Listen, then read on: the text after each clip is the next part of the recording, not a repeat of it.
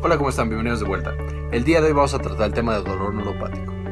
Este tema tan importante que va a complementar a todos los criterios de dolor y que lo estamos también dando en el diplomado. Se lo dedico evidentemente a los alumnos del diplomado, pero también a todas aquellas personas que por alguna razón necesiten o les interesa saber de este tema tan complicado y que genera tanto sufrimiento en tantas personas. Espero le entiendan a todos. Entonces analicemos el dolor neuropático. Esto es como un complemento a los otros videos de dolor, en introducción al dolor, dolor inflamatorio, inflamación y dolor, etc. Entonces este viene a complementar y hacer el siguiente paso. Entonces empezamos por definir qué es el dolor neuropático. Esto fue definido por un grupo especial dentro de la IASP, que es Neuropathic Pain Special Interest Group. Y en general lo definen como un dolor iniciado o causado por una lesión primaria o enfermedad del sistema somatosensorial. Es importante porque la IASP lo definía como cualquier dolor que empieza a partir de un daño al sistema nervioso en general. Sin embargo, usamos esta definición porque es más específica y explica de una mejor manera en general la fisiopatología de este dolor. Ahora, este es muy importante. Entre el 6 y el 8% de todas las personas en el planeta padecen este dolor, de manera que tiene una incidencia similar a otros procesos como el asma, o sea, es extremadamente común. Y a diferencia de los otros dolores, todo el dolor, como hemos visto, es desagradable, es incapacitante, es malo, pero el dolor neuropático viene acompañado de una muy significativa pérdida en la calidad de vida de la persona que lo padece. ¿Por qué? Porque además de que tienen un dolor intenso, muchas veces incapacitante, que no les permite llevar una vida normal, tienen muchas enfermedades relacionadas, especialmente trastornos del sueño como insomnio y alteraciones del estado de ánimo, principalmente depresión y ansiedad. Y esto va a ser muy importante, necesito que lo recuerden a través de todo el video, de verdad que yo me voy a enfocar más específicamente en la fisiopatología del dolor, en qué el paciente siente, en qué es lo que siente, cómo tratar esto que siente. Sin embargo, necesitamos recordar que no es una patología que únicamente genera dolor. Normalmente o prácticamente siempre necesitamos considerar que el paciente tiene estas otras alteraciones y necesitamos guiarlos a través de ellas y darles tratamiento también a estas. Y otra característica importante es que el dolor neuropático es un dolor difícil de tratar. Si nosotros damos medicamentos, normalmente tienen menos efectividad que el dolor nociceptivo, como le llamamos de manera tradicional al otro tipo de dolor. Y como tiene estos otros comorbilidades, como alteraciones en el estado de ánimo, pueden empeorar la percepción del dolor y pueden empeorar la calidad de vida del paciente. Entonces quedamos que esta enfermedad va a ser cualquier cosa que dañe al sistema somatosensorial, desde la periferia hasta procesos en el sistema nervioso central, incluso llegando a la corteza. ¿Cuáles son de las más comunes? Pues encontramos prácticamente la más común, es la neuropatía diabética que genera dolor. Tenemos también, por ejemplo, por infecciones en la neuropatía postherpética. El VIH también es una fuente importante de neuropatía y de dolor, por supuesto.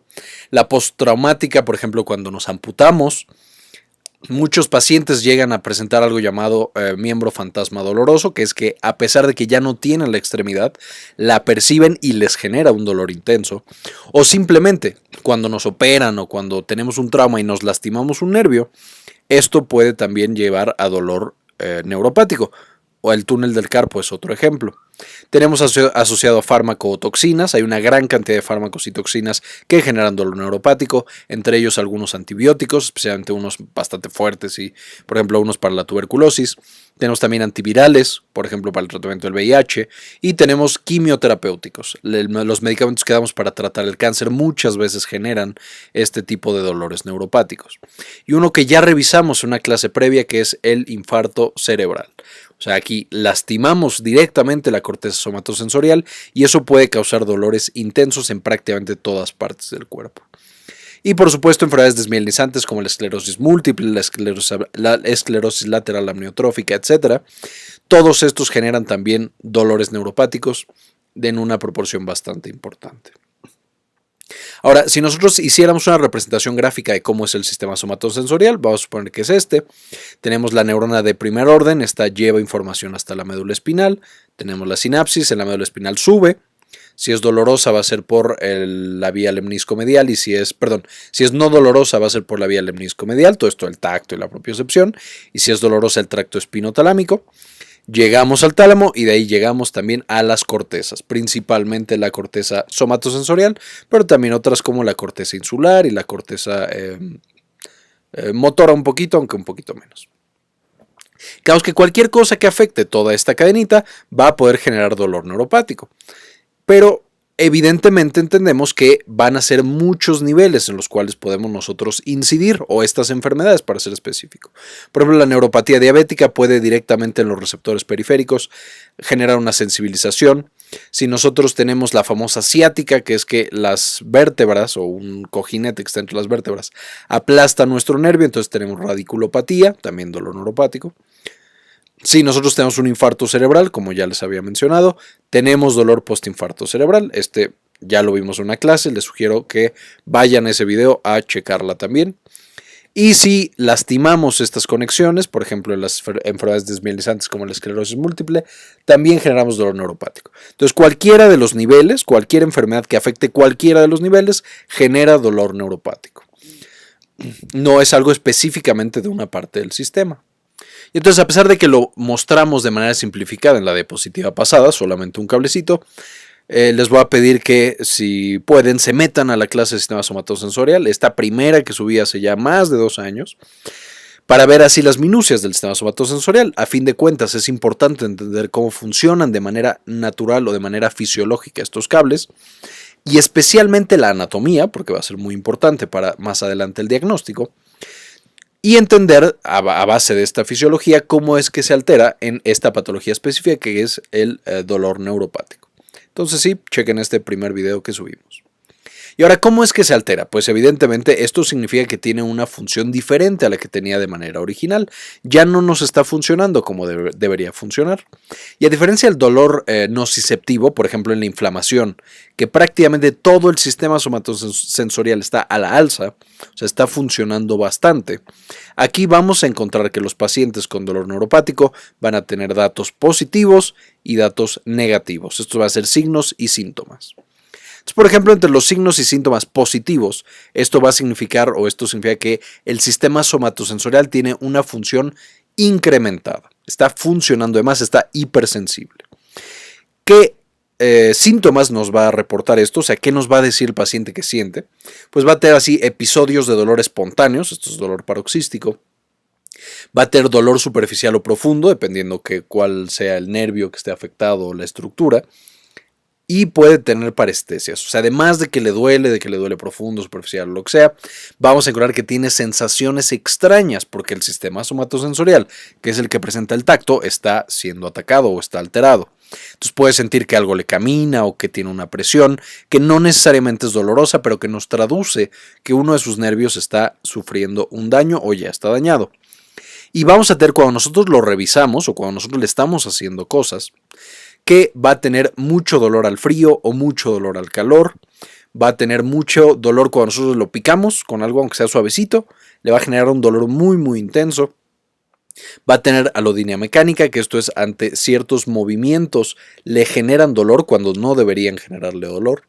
Vamos a tener sumación temporal, o sea, si lo picamos una vez, a lo mejor le duele 1, pero si lo empezamos a picar varias veces, 5 o 6 veces, empieza a aumentar de manera muy muy importante el dolor por este mecanismo de potenciación a largo plazo, que vamos a mencionar un poquito más adelante y que ya hemos mencionado en otras clases, y vamos a dejar sensaciones residuales.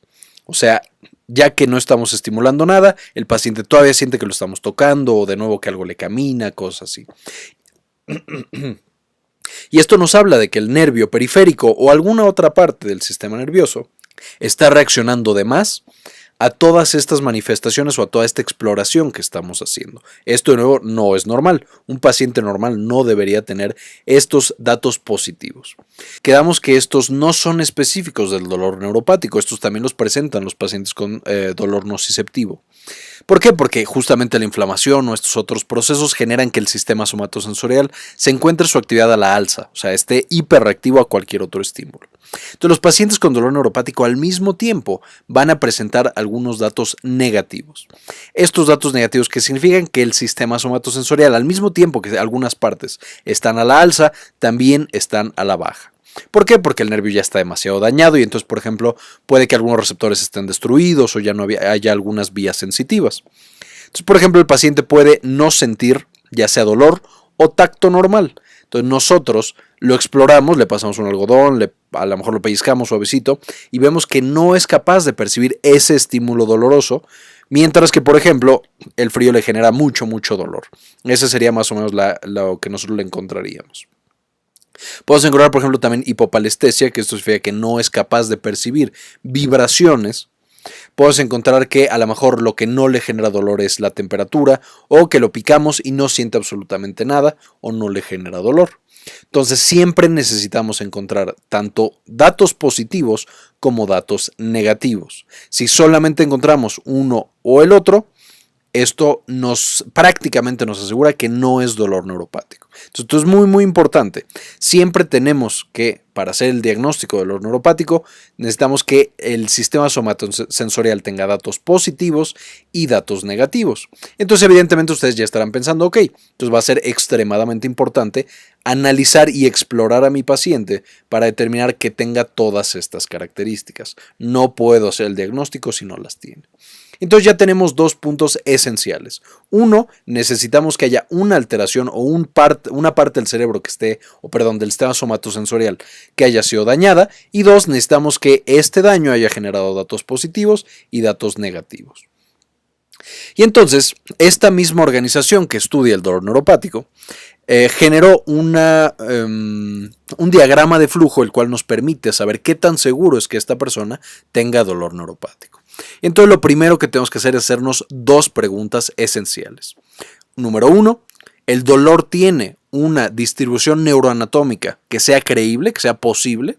Entonces yo ahí es donde tengo que pensar todo mi sistema somatosensorial, es decir, ok, si le duele las dos manos, como si fueran guantes, sí tiene una distribución neuroanatómica creíble o posible, porque eso es uno de los nervios que está afectado. Yo me puedo imaginar el nervio que está afectando a esta parte del cuerpo. Entonces, ok, ya tiene palomita en el primero.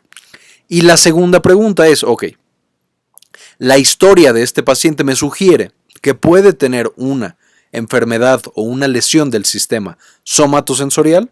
Entonces, ok, sí, porque es diabético, porque ya vimos que puede tener herpes o tuvo herpes, tiene VIH, tiene cáncer y le dan quimioterapia o tuvo un infarto cerebral, etc. Entonces, estas son las dos primeras preguntas que nos tenemos que hacer cuando nos enfrentamos a un paciente que sospechamos que tiene dolor neuropático. Si estas dos preguntas o cualquiera de las dos es un tache, es negativa, entonces no es dolor neuropático. Es muy poco probable que esto sea dolor neuropático. Entramos en la primera categoría. Ahora, si tenemos la 1 y la 2 positivas, solamente con la 1 y las 2 positivas, entonces nos encontramos en la segunda categoría, posible dolor neuropático. Ese es el diagnóstico hasta este momento. Y entonces ahora sí, vamos a revisar a este paciente. Ok, ya que lo revisamos, ¿tiene signos positivos y negativos? ¿Sí o no? Si no tienes positivos y negativos, a lo mejor solo tiene positivos, entonces disminuye la probabilidad de que sea dolor neuropático. Por ejemplo, aquí, si esta hubiera salido negativa y no le hemos hecho todavía nada más, es un dolor neuropático sin confirmar. Si esta saliera positiva, entonces nos vamos acercando y es un probable dolor neuropático. Entonces ya vimos que sí tiene una distribución neuroanatómica probable, sí tiene una historia de daño a alguna parte del sistema somatosensorial y sí tiene signos positivos y negativos, ya estamos en probable. Lo único que nos faltaría para hacer el diagnóstico completo es hacer un estudio diagnóstico más allá de la clínica, de imagenología, de potenciales, de lo que ustedes quieran, para confirmar que sí hubo una lesión al sistema somatosensorial y eso nos da ya el diagnóstico de dolor neuropático definitivo. Ahora, es muy común, especialmente en el primer nivel de contacto, que no lleguemos a este cuarto paso, que lleguemos hasta el paso número 3. Entonces, no siempre es necesario llegar a este paso, sin embargo, sí es, especialmente en un dolor neuropático que es de difícil control, que ya vemos que son la mayoría. Entonces, sí es ideal generar estos estudios diagnósticos extras. ¿Por qué? Porque no solamente nos ayudan con el diagnóstico, sino que muchas veces nos dicen qué tanto está avanzando la enfermedad, cuál pronóstico es el del paciente, qué tanto va a responder a los tratamientos, etc. Entonces se sugiere llegar hasta el paso número 4, pero no siempre lo hacemos, especialmente por cuestiones económicas y por otras cosas. Y esto nos permite determinar qué tan probable es que este dolor que yo me estoy enfrentando sea un dolor neuropático. Estos 4 pasos principales. Ahora, brevemente, ¿qué es lo que está experimentando mi paciente? ¿Por qué le está pasando esto? No me voy a meter mucho en esto, ya lo vimos en las clases de dolor inflamatorio, inflamación y dolor, e introducción al dolor, e incluso en clases como la de gota y todas estas, entonces no voy a meter mucho. Solamente diremos que el nociceptor está en la periferia y tiene una serie de proteínas que le permiten responder a estímulos dolorosos, por ejemplo, a temperatura que ya está dañando, o aquí hay químicos que están dañando, o estímulos mecánicos que dañan nuestro tejido. Entonces responde de manera normal. Estos estímulos generarían que se abran canales de sodio o canales de hidrogeniones y se generan corrientes iónicas que generan una despolarización. Entonces, una vez que yo lleno de cargas positivas, mando la señal, hago un disparo eléctrico y mando una señal al cerebro avisándole que algo nos está dañando. Sin embargo, cuando nosotros tenemos una gran serie de mediadores proinflamatorios y de otros procesos periféricos, un neuroma, por ejemplo, también aplicaría aquí, que es estos momentos en los cuales el nervio sufre un daño y se hace una bola mal hecha de nervio con células inmunológicas y tejido fibroso, etc., se vuelven hiperreactivos. ¿Por qué? Porque activan una serie de mediadores, entre ellos se encuentran las proteínas sinasas. Estas básicamente van por toda la célula y le pegan grupos fosfato a estas mismas proteínas que respondían a temperatura, a presión, a ácido, y las vuelven hipersensibles. Entonces ahora, con estímulos que en general no deberían causar dolor, se activan estas corrientes de sodio, todas generan una gran corriente hacia el cuerpo de la célula, hacia el axón, y tenemos una serie de despolarizaciones, no solo una, sino varias. Y evidentemente, conforme esta señal va hacia la médula espinal, en la médula espinal activa nuestra neurona y libera grandes cantidades de glutamato, porque no se activó una vez, sino que se activó 4, 5, 6 veces. Ahora, ya en la médula espinal, normalmente este glutamato sería reabsorbido por el astrocito, metabolizado en glutamina y reciclado para ahorrar nitrógeno y energía. Sin embargo, cuando de nuevo tenemos una función importante del sistema inmunológico, estamos muy inflamados, secretamos estas citocinas, ya sea periféricas o de estas células gliales llamadas microglia o microglia, y lo que van a hacer este TNF es que no permite que el astrocito recapture el glutamato. Entonces, no solamente esta neurona libera más, sino que ahora el astrocito no lo puede recapturar y tenemos mucho más glutamato en la sinapsis. Y quedamos que de manera normal este glutamato en la sinapsis se acopla, esto lo vimos en el video del glutamato. Entonces, de manera normal este glutamato se acopla a receptores AMPA y NMDA y transmitiría un impulso eléctrico. Sin embargo, cuando tenemos demasiado glutamato se activa más el NMDA. ¿Por qué? Porque libera esta trampa de magnesio que tenía, que no permitía que entrara el calcio. Entonces, una vez que ya entra el calcio a través del receptor NMDA, activa otra serie de proteinsinasas, estas proteínas que le pegan grupos fosfato a las proteínas de la célula. Entonces ya tenemos ahora receptores AMPA y receptores NMDA hiperactivos, que va a permitir la entrada de muchísimo sodio, e incluso ahora los AMPA permiten que entre más calcio. Y además la calciocalmodulina y algunos otros genes hace que si yo tenía originalmente 3 proteínas en mi membrana, ahora se expresen 6 o 7 u 8 o 10. Entonces la próxima vez que yo tenga la señal de glutamato, no voy a tener 3 receptores normales que van a responder a este glutamato, sino que voy a tener en mi célula postsináptica 10 o 20 receptores que son hiperreactivos a este glutamato. Entonces voy a amplificar la señal de una manera monstruosa y el paciente va a sentir dolor extremo o va a sentir dolor todo el tiempo. Y entonces, ya que nosotros pasamos de la médula, recordemos que va esta señal de glutamato, que esta sería la vía espinotalámica, y va a ir activando ciertos núcleos antes de llegar al tálamo. Ahorita me voy a enfocar en estos núcleos subtalámicos. Pero bueno, una vez que llega al tálamo, el tálamo va a transmitir la información al sistema límbico, que no, ya vimos en la clase del sistema límbico. Entonces va a generar estas emociones asociadas al dolor. Esto de que, me siento mal, estoy triste porque me duele, estoy desesperado, ya no quiero que me duela. Y va a activar la corteza, que me va a decir, ok, me duele en tal punto del cuerpo, en la mano, por ejemplo. Pero además va a decir, ok, trata de evitarlo haciendo esto, trata de buscar un médico, tómate el medicamento que te habían dicho, trata de escapar, no sé, haz algo. Al mismo tiempo, estas proyecciones glutamatérgicas van a activar unas vías llamadas vías analgésicas descendentes. Estas las vamos a ir viendo con más detalle, ya sé que se os prometió en varios videos, especialmente el de placebo, pero las vamos a ir viendo. Pero básicamente empezamos a secretar, por ejemplo, dopamina del área A11, empezamos a secretar noradrenalina del locus coeruleus, serotonina del rafemagno y opioides del área gris periaqueductal y de la médula rostroventral, o hacia la médula rostroventral. Y esto genera que se apague esta sensación dolorosa o esta transmisión de dolor. Entonces nosotros inhibimos aquí y ya no seguimos transmitiendo la señal dolorosa. Esta es la manera normal en la que el cuerpo controla el dolor. Dice, ok, ya recibí la señal, ya sé que te está doliendo, ahora cálmate tantito, permítame que haga yo algo, o sea, mantente funcional. Sin embargo, con el dolor crónico, ¿qué es lo que va a suceder? Nosotros tenemos que el glutamato aumenta por los mecanismos que ya expliqué en las diapositivas pasadas y la dopamina y los demás neurotransmisores inhibidores de dolor van a empezar a disminuir de manera crónica. ¿Por qué es esto? Una gran cantidad de sustancias que se liberan durante el dolor neuropático van a inhibir la liberación y producción de dopamina, serotonina, bloquean a los receptores de opioides y bloquean la producción de noradrenalina. Ahora, esto es importante porque el paciente empieza a sentir más dolor, es correcto. Sin embargo, esto también explica por qué los pacientes tienen una gran alteración o una gran cantidad de alteraciones asociadas a este dolor neuropático. Por ejemplo, la dopamina, que se encarga del sistema de recompensa, o que está muy implicada, al estar alterada, los pacientes ya no tienen recompensas, evidentemente están deprimidos. Los pacientes, al no tener noradrenalina, que pueda despertarlos, pues están todo el tiempo aletargados, están todo el tiempo así como confundidos. Al no tener serotonina, que es muy importante en la inducción del sueño como precursor de la melatonina, entonces los pacientes tienen insomnio. Los pacientes, al no tener opioides o tener menos opioides, de nuevo se sienten mal, no sienten esta euforia por las cosas.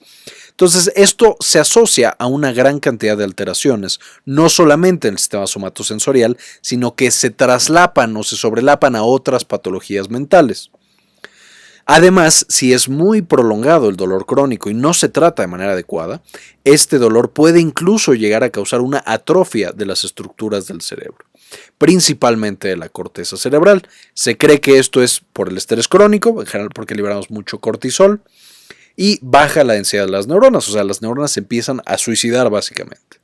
Ahora, ¿qué es importante saber? O sea, ya que nosotros tenemos a esta persona, ¿qué es lo que nosotros podemos o necesitamos saber del dolor que tiene para evidentemente darle el tratamiento adecuado? Y aquí voy a usar un cuestionario, que es uno de los cuestionarios más utilizados, que es el cuestionario McGill, hecho por el doctor Melzack cuando trabajaba allá.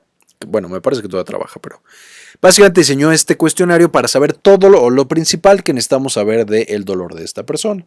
Entonces, primero le pedimos a la persona que nos dibuje en qué parte del cuerpo está sintiendo el dolor. Entonces, es importante saber la localización. Además de la localización, necesitamos saber la descripción, o sea, ¿qué características conlleva este dolor? Si, por ejemplo, el paciente siente que le tiembla, le late, si le brinca, si le destellea, le tracciona, arranca, etcétera, etcétera, etcétera. O sea, todas las características del dolor necesitamos que el paciente nos las refiera. Por ejemplo, si es ardoroso, si siente choques eléctricos, si siente que le clavan un cuchillo, pero también algunos aspectos emocionales, por ejemplo, que sea abrumador y cruel, que sea rabioso, si es fresco o frío, si es desagradable, nauseabundo, etcétera. Y esto es algo muy interesante de la escala del Dr. Melzack. Él separa cada una de las o algunas de las preguntas en estas cualidades que puede tener el dolor. Necesitamos saber, por supuesto, cómo cambia a través del tiempo el dolor, o sea, si es constante o es intermitente o le da solo en las noches o solo en las mañanas, etc. Necesitamos saber cosas que mitigan el dolor y que agravan el dolor. Por ejemplo, cuando me acuesto se me quita el dolor o me sigue el dolor y me aumenta. También si algún medicamento ha logrado controlar o ha empeorado ese dolor. Necesitamos, por supuesto, saber la intensidad del dolor. Esta escala ya casi no se usa. Ahora usamos la escala visual análoga. Esta también se puede utilizar, pero la que más se usa o la más fidedigna es nosotros trazamos una línea de 10 centímetros, la dividimos en líneas pequeñas de 10, le decimos al paciente que ponga un puntito donde él siente que está su dolor, siendo este el 0 sin dolor y acá el 10 peor dolor. O podemos incluso hacer una escala del 0 al 100. Evidentemente es difícil de hacer, entonces normalmente solo usamos esta que es más chiquita o esta que es para niños. Pero bueno, cualquiera de las tres funciona, incluso este también llega a funcionar. Y como les decía, aquí lo presentamos. Esto es lo que el doctor Melza califica del apartado en estas acá. Recuerden los números. Si nosotros vemos del 1 al 10, es el aspecto sensorial del dolor. Si es del 11 al 15 es el aspecto afectivo. Del 16, o más bien solo el 16 es evaluativo. Y del 17 al 20 es misceláneo. Y específicamente esto es para saber en este momento, esta parte 4, qué tan intenso es el dolor en ese momento. Entonces, bueno, este cuestionario de McGill es bastante útil, no es el único y tiene algunos problemas, especialmente que es difícil de hacer y es largo, pero se usa muchísimo y es muy útil. Entonces les sugiero que este sea el que más estudien o el que más vean. Y básicamente esto es todo lo que tenemos que saber del dolor. Entonces, una vez que nosotros juntamos toda esta información, vamos a llegar a un diagnóstico y ojalá podamos brindar un tratamiento. Ahora, no me voy a meter tanto en tratamiento en este video específico porque, como mencionamos al principio, el dolor neuropático no es una enfermedad, son muchas enfermedades. Evidentemente no es lo mismo tener un dolor por infarto cerebral, o sea, acá arriba, que un dolor, por ejemplo, por diabetes acá abajo. Evidentemente, si es un dolor por diabetes, la intervención más importante que podemos hacer para que no progrese el dolor es controlar el azúcar del paciente, la glucosa en sangre. No sirve de nada que controlemos la glucosa en sangre del paciente que tuvo un infarto cerebral o que tuvo herpes. O en el caso del herpes, la intervención más importante es dar un buen tratamiento para ese herpes. Por poner ejemplos, o en el VIH, dar tratamiento antirretroviral. Entonces, cada uno de los síndromes o de las enfermedades de dolor neuropático va a ser diferente. Aquí solamente me voy a enfocar en un par, o más bien, voy a dar en términos generales cuáles son los tratamientos. Entonces, si nosotros creemos que el dolor es periférico, podemos darle opioides o podemos darle AINES. Aquí voy a hacer un paréntesis. A pesar de que yo pongo aquí AINES, por mucho tiempo se pensó que los AINES no funcionaban. Y es verdad, los AINES no están tan implicados en la patología del dolor neuropático. Sin embargo, un porcentaje importante de pacientes presentan ambos tipos de dolores, dolor neuropático más dolor nociceptivo. Además, los AINES, especialmente el paracetamol, se ha mostrado que tiene otros efectos sobre las vías analgésicas descendentes. Entonces, no quiero que piensen que los AINES es la primera línea de elección, ni los opioides. Ninguna de estas lo son. Son segunda, tercera o cuarta línea de terapéutica. Pero se pueden llegar a utilizar. Lo único que quiero mencionar. A los receptores, ¿qué otras cosas podemos hacer? Podemos aplicar directamente medicamentos que bloqueen esta transmisión de dolorosa. Básicamente anestésicos locales como lidocaína, bupivacaína. Estos sí constituyen parte de la primera línea de tratamiento en el dolor neuropático. Ahora, si creemos que el problema está en la médula espinal o que ahí podemos incidir de manera más importante en el dolor, podemos dar inhibidores de canales de calcio que van a bloquear que se libere neurotransmisor en la sinapsis, por lo que vimos en el mecanismo por el que se liberan los neurotransmisores, o toxina botulínica que tiene el mismo efecto, no permite que se liberen neurotransmisores en la sinapsis. Podemos dar también bloqueadores glutamatérgicos, estos no se usan todavía tanto tampoco, pero se empiezan a usar cada vez más, especialmente la ketamina. Más arriba podemos dar antidepresivos, que justamente lo que hacen es que aumentan serotonina, aumentan noradrenalina, y entonces aumentan estas señales analgésicas descendentes. Y podemos dar también opioides. Ya vimos que los opioides trabajan acá y trabajan también acá abajo. De hecho, los opioides trabajan en los 3 niveles, por los cuales son efectivos. No son los de primera elección, especialmente por, evidentemente, el potencial de abuso y que no presentan tanta analgesia como el dolor nociceptivo. Y más arriba podemos dar anticonvulsivantes, opioides, cannabinoides, entre otros medicamentos. Entonces, de nuevo, no se queden con que este es todo el tratamiento. Estos son solo como líneas muy generales de qué se le puede dar a un paciente. Ya que veamos específicamente las patologías, nos empezaremos a meter más en cada uno de los tratamientos y cuál es el adecuado en cada situación. Y por supuesto el tratamiento más efectivo y la intervención más poderosa que podemos tener en una persona que padece dolor neuropático es por supuesto la educación. ¿Por qué la educación? ¿A qué me refiero? Normalmente los pacientes cuando están en esta situación francamente están desesperados. Ellos lo que quieren es controlar o disminuir este dolor. Entonces pueden ir desde meterse en estos círculos viciosos que solo empeoran el dolor. Por ejemplo, los pacientes que tienen dolor de espalda crónico. Nuevamente empiezan a evitar hacer ejercicio, empiezan a evitar actividades y lo vamos a ver en otras clases, pero esto solamente empeora su dolor debido a que los músculos se debilitan los huesos y las proyecciones del cerebro a esa área que controlaban el dolor empiezan a desaparecer por la inmovilidad. Pueden también, por ejemplo, empezar a tomar los medicamentos que ya se les habían recetado, pero de una manera incorrecta. Entonces, muchas veces, por ejemplo, los pacientes utilizan opioides por demasiado tiempo y estos empiezan a causarle muchos efectos adversos. Empeoran su depresión, pueden empeorar sus trastornos del sueño, disminuyen su calidad de vida, pueden desarrollar adicción o incluso pueden empezar a causarles dolor los opioides solitos. Es muy común en los dolores de cabeza. Los pacientes toman demasiados opioides y luego ya tienen dolores de cabeza únicamente por el uso de opioides. O pueden llegar al extremo de tomar terapias que son francamente peligrosas y que no tienen una efectividad demostrada e incluso poner en peligro su vida. Estas personas que se inyectan, no sé, desde plasma enriquecido con plaquetas o estas otras cosas en cualquier parte del cuerpo, es peligroso que lleguen a estas intervenciones. Muchas veces no lo hacen con un profesional y puede pasar de sufrir un dolor muy intenso a morir esta persona, o que el dolor incluso empeore en estas personas. Tenemos que decirle a los pacientes qué cosas sí pueden hacer, qué cosas sí deben hacer y les van a ayudar, y qué cosas francamente también no sabemos como médicos y como investigadores. Y siempre incitarlos o apoyarlos para que tengan una terapia que sea multidisciplinaria, no solamente el médico. Pueden buscar algunos tratamientos alternativos, hay algunos que sí funcionan, como acupuntura o como algunas, por supuesto la fisioterapia funciona, por supuesto la rehabilitación funciona, y tratar de alejarlos de otras terapias que no son efectivas y no han demostrado que funcionan, como la homeopatía o alguna de estas otras. Entonces la educación es esencial para todas estas personas y para todas las personas que lidian con esta enfermedad en sus familiares, en sus conocidos, en sus amigos, en sus parejas, etc. Y para más información les sugiero que chequen esta bibliografía, muy interesante. Evidentemente el libro del Dr. Basbaum es muy bueno.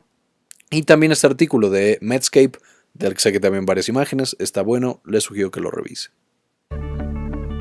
Muy bien, eso fue todo por la clase de hoy. Espero como siempre que la hayan entendido y les haya gustado. No olviden suscribirse al canal para mucha más información y como siempre, ayúdenos a cambiar el mundo, compartan la información.